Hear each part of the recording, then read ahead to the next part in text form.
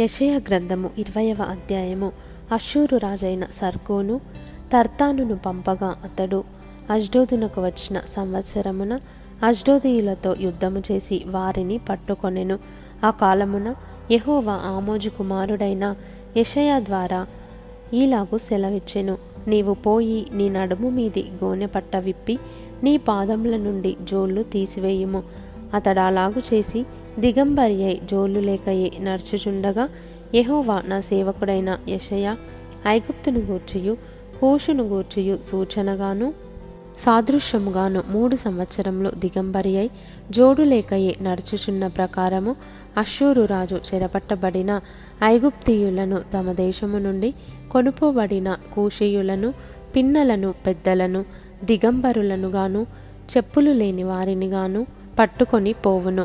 ఐగుప్తీయులకు అవమానమగునట్లు పిరుదుల మీది వస్త్రమును ఆయన తీసివేసి వారిని కొనిపోవును.